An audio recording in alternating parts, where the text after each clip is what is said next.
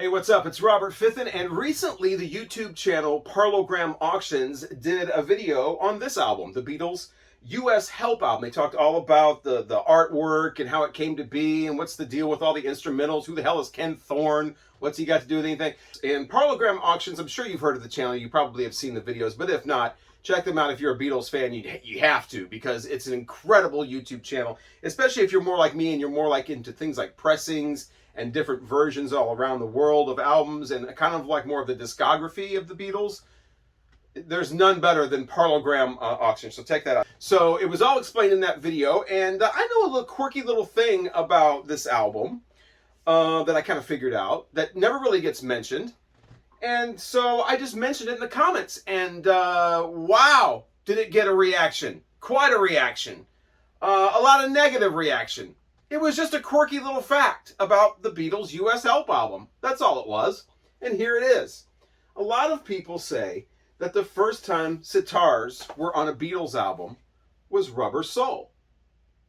Technically, there are sitars on this album. The Beatles don't play the sitars, but this is a Beatles album, and there's sitars on it. So technically, there's sitars on a U.S. Beatles album before Rubber Soul. That's it. That was the thing. That was all I was saying. The sentence is basically, there are sitars included on this, which was released before Rubber Soul. That was it. And let me read the comments to you, some of these comments. You had the first guy right off the bat.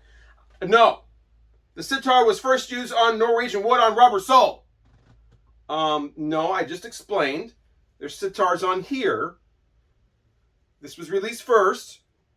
So the no is the not true thing there. George didn't play that sitar on Help. Never said that George played it or that the Beatles played it. All I said were there were sitars on the U.S. Help album before Rubber Soul. All I said, didn't say anything about George. Oh, and I actually, when I first said, I said featured. I said there were sitars were featured on the U.S. Help album before any other Beatles album. And so then we had to go into a huge thing about what the word featured means. Yeah, all of that, and we had back and forth, and then I changed it. Well, okay, it includes in sitars. Oh, nice pivot. Sorry, don't think so. Like I'm pivoting or something. I got called a smartass for some reason. Then there was a comment about only sitars are used on the Bond kind of intro, which isn't true. There's sitars all over this thing, especially the chase. There's Beatles songs replayed in sitars on this. A really good one here. It's not not a Beatle. It's not true because this isn't a Beatles album. There are no U.S. Beatles albums in this person's universe. So that's a good point. How there's no American Beatle albums. So that can't my thing can't be true. My favorite. This one's actually been deleted. I'm not sure if the original poster deleted it or if the guy from Parlogram Auctions deleted it. But someone had said that's your opinion. You know, like the Big Lebowski. It's not an opinion to say something came before something else. That's a factual thing. That's not like opinion. But that's your opinion. And I put, no, it's really not. It's just a silly, quirky little fact. And then someone else put, it's also a fact that your mother's a whore, but we don't need to talk about that either, do we? So, yeah, my mother's not a whore. If your mom's a whore, I'm not judging anybody's mother. Did your mom raise a family with that whore and money? All right, then. So she made sacrifices to support her family. Sounds like a great mom. I don't judge prostitution. But my mother specifically, currently is in stage 3 of dementia. She's 90 years old, and I doubt there's a lot of whoring going on. So yeah, but I'm sure that was just used as an insult. So you know what, if my mom's a whore, then your dad is a radio consultant. So there you go. Yeah. Didn't think I was going to pull out the big guns, did you? Still want to throw insults around? Here we go. Kuda426 is the only person in all of these comments that agrees with me. Like, yeah, it's just a silly little thing. There's sitars on there. The Americans probably were a little more ready for the sitars on Rubber Soul because of what they heard on the Help album. Big deal. So what? Only person out of all these. So where were we? It's not a Beatles album. It's the feature. It's not a word or something. You don't win. Not even on a technicality. Now I'm winning and playing. We're playing a game here, and I'm not winning. Doesn't say why I'm not winning. Just you're not winning. And then I'm commenting too. I'm putting like this is getting absolutely absurd, and it kind of goes on and on. A lot of the comments are still there. you can check them out for yourself. But basically, I just said a quirky little fact that I thought was interesting. I'm definitely not saying that I prefer the Beatles Help album over the UK Help album. This has 7 Beatles songs on it. That one has 14. Obviously, the Help album in the UK is the one to have, especially if you want Ticket to Ride in stereo. But I was just saying quirky fact. You know another quirky fact about the Beatles that I came up with that I don't know how many people know, that Manson, I mentioned this on a video before. Manson, Beatles connection. The guy that narrates the Capitol album called The Beatles Story, his name's Al Wyman.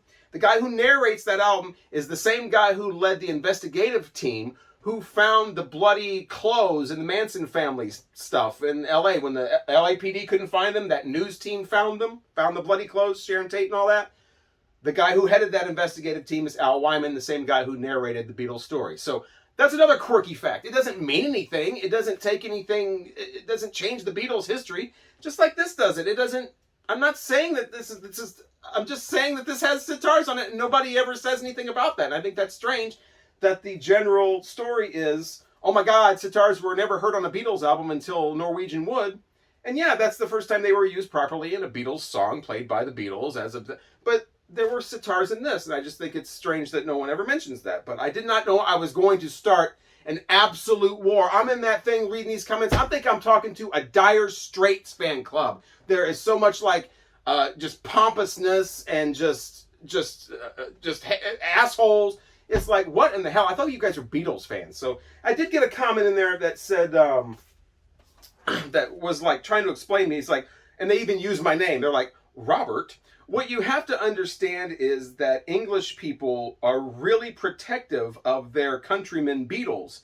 And they take offense to anyone saying that something that happened in another country, especially the US, was first or better. So these are all English people that are upset? I certainly don't want to upset the English people. I mean, I just thought these were just general jerk-offs, but apparently this guy thinks these are English people that are upset, saying that, you can't say that something was first on an American. I love English. I wouldn't have the entire Benny Hill 18-disc full collection, every episode ever of Benny Hill. I wouldn't have the remade 70s complete collection of the Thriller show, even including the episode where the nurse punches the woman out. Love England. But yeah, here's a whiter Help. This is a newer one. This is one from, was my actual one that I bought as a kid. I love the purple Capitol bags that were around for a little while. And then of course, purple Capitol label. But yeah, I mean, come on. Would you rather listen to this and have to skip over a bunch of instrumentals? Or I usually just used to skip over them. It's really just kind of comically used on the Help soundtrack. I don't even think this is even supposed to be taken that seriously at this time. And then later on, usually up until the early 70s, mid-70s, anytime you heard sitars in a movie, it was usually a comedic scene, and they were cutting to either some Eastern Indian thing where everybody's sitting on the floor with hookahs or something, or it's just a marijuana reference or something like, he'll probably be in the Zen room. The Bond intro thing on Help, that was actually also put on 1962 to 1966. So you could actually say that at least somewhat a sitar is included in a Beatles song before Rubber Soul's out. Now, I don't even want to get that. That's more of an opinion type thing, whether that's part of the song or not or whatever. But it was on 1962 to 1966 in the U.S., the Bond intro thing on Help. But yeah, not going to get that argument started, but you got to admit, there's sitars on this, and this came out before this did. That's really all I was saying. I wasn't saying the Beatles played them.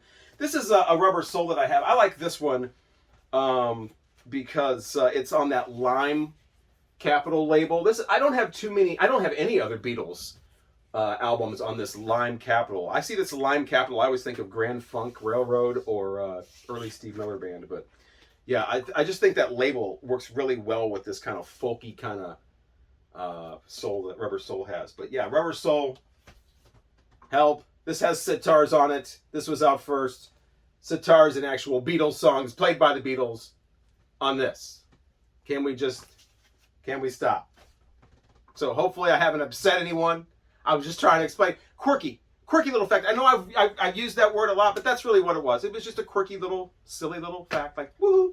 Like I said, I've told people in person, and the general response has been, oh, wow, I hadn't thought of that. Huh. You know, it certainly wasn't your mom's a whore. You know what? I don't think that person, if it would have been an in-person thing, I wonder if that person would have said, your mom's a whore to my face. Probably not. And I'm not saying it's because I'm so incredibly intimidating. I don't think this person would say your mom's a whore to anybody's face. If you get on that internet, yeah. And the most 2021 response of all of it, the most 2021 response, I basically put, you know, it's a chronology thing. Help was out first. It's just, that's just a reality. And this person puts, I don't accept that reality. That is the most 2021 answer of, I don't accept that reality. And you don't have to. If you want to believe that Paul McCartney played the tuba on Thank You Girl, you can find probably a Yahoo group and start one up and have people agree with you. You can have whatever reality you want. Isn't that right? I don't accept that reality. Well, I'm Robert Fithen, and it was just a quirky little fact. I hope I didn't upset anyone, but I just wanted to share this because I didn't know if there was anybody that might be watching this that could agree with me that, you know, that these comments are kind of off the wall and a little over the top for all what I said, basically.